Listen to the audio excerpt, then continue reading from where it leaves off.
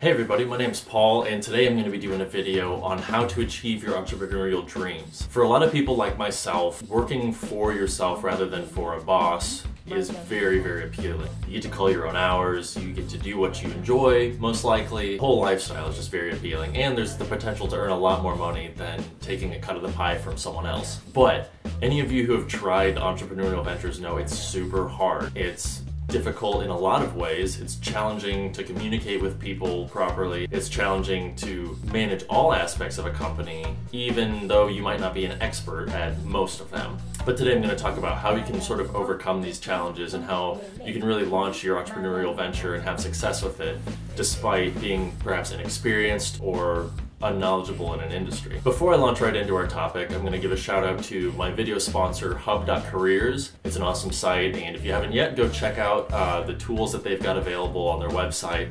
All sorts of career advice, interview tips, job hunting tips, everything. The website's free. You can sign up for a free membership and get full access. So definitely go check it out if you enjoy this video. There's more great content there. Anyhow, onto our topic. Probably the most important thing for achieving your goals as an entrepreneur is learning from mistakes. And I'm sure you've probably heard that from 10 different sources, but I'm hoping to expose a different side of that phrase today. What I mean is specifically learn from the mistakes you make organizationally.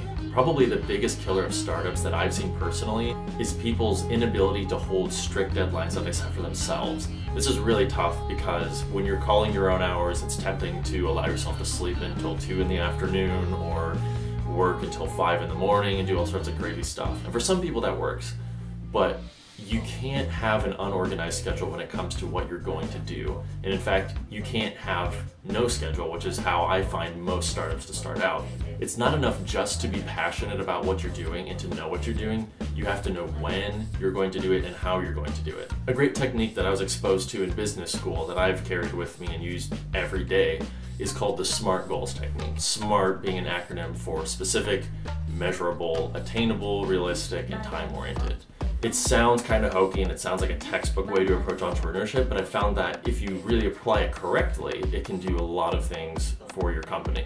So let's use an example. Let's say you have a company that is selling a new type of camera. Maybe this camera is some proprietary technology that you've developed. You're starting from the ground. You have just this great idea. You know how to build it more or less. Or even if you don't know how to build it, you know what you want it to be like, what properties it's going to have, etc. How do you go from knowing what you want to end up with to actually ending up with that? It's a big leap. Start out by having an organized timeline. For example, if you say, today all I have is this idea, and in 2 years I want to be producing these cameras. That's a great start. Give yourself a general time bracket from here until there and make a definite goal in time by which you're going to be producing. Your product's going to be online, whatever the case may be, however you're distributing your product. Next, this is very important. Next, after that, set big milestones at increments in between now and then. It's not enough just to say, my goal is in 2 years we're going to be on the shelves of every Target. That's not going to cut it. What you need to do is find the milestones that will get you there. So my favorite way to do this is to start at the end and work backward. Let's say I'm selling this camera, and let's say I want to sell it in Best Buys, for example. My end goal is in 2 years, my camera is on the shelves in Best Buys all across the country. How about that? So what I do is I take a step back and say, 6 months before that, what does my plan look like? Well, 6 months before it's on the shelves in every Best Buy, I'm signing a contract with Best Buy. Okay, now we've got somewhere to jump from. Now what happens before the 6 months before it's in the shelves? Okay, it's in the shelves, step back a bit, I'm signing a contract with Best Buy for drop distribution to all their stores. Step back even further, I have pitched it to them. Okay, so now I know that I somehow have to build up to a pitch. That's going to be a link in the chain that gets me there. And it's crazy how much you actually know that you don't realize you know. So you can work it all the way back and say, I'm in the store, I am signing a contract, I've given a pitch, but before I give a pitch, I have to prove that it's a viable product. So there's some sort of test that you run. Before that, you have to do research and development. In order for it to actually be a viable product, you know just before that you have to do the legwork and you have to do the research and development to get it there. And how are you going to do research and development? Take one step back further.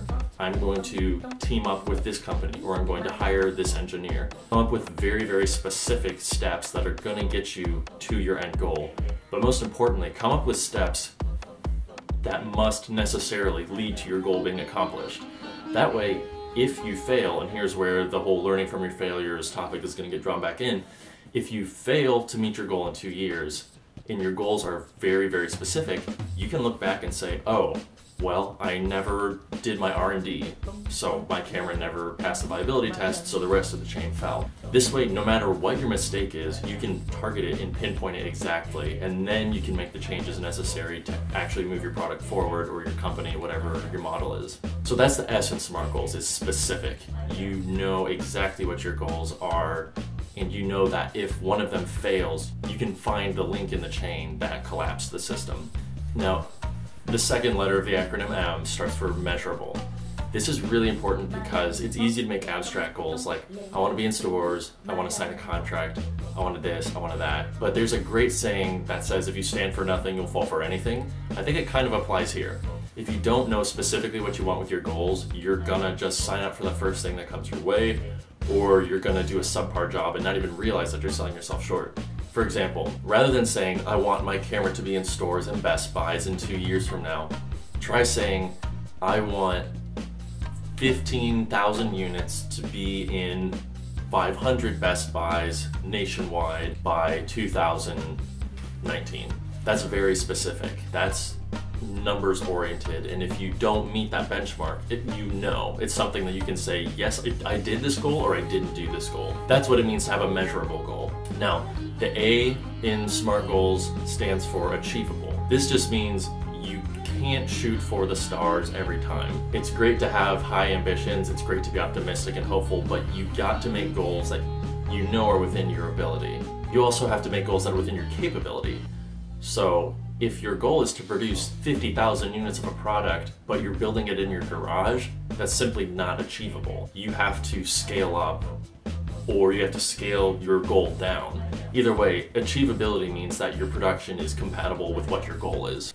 Which sort of brings us well into the next letter of the acronym, R, which stands for realistic. If you are a single-man consulting firm that just started 2 months ago and your goal is to have 1,000 new clients by the end of the second quarter, that's just not realistic. And having unrealistic goals will end up hurting you in the long run, because then you don't meet them and your projections become off, and it's a whole cascading snowball effect if your goals aren't realistic, as they are measurable, specific, and time-oriented. The final letter of the acronym, then T, is time-oriented, and this is by far, in my opinion, the most important one. It's awesome to have goals, especially if they're specific and you know if you're able to do them and you know they're realistic and all this and that, but if you don't have actual dates appended to them, they are useless. If you own a t-shirt printing company and you say, like, here's a specific and measurable goal, I want to have 10,000 t-shirts sold, and I'm gonna count that as a success. Well, and how long? You know, if your goal is to have them sold by the end of the year, break that then down and say, okay, quarter one, I want to sell, 500 t-shirts. Quarter two, yada yada yada yada, and you start to structure goals around time, and then that way you can check up and run diagnostics as you're going. And if you're not meeting your goals on time, then you know you're not going to continue on the course that you projected, and that means it's time to start changing the way you're doing things. It's time to intervene. It's just time to take action, and you don't have to wait until the train wreck piles up and you fail ultimately to be like, oh man, we didn't hit our goals. You know, as time's going along, if you start missing specific benchmarks that have specific dates, then you know it's time to start doing something differently.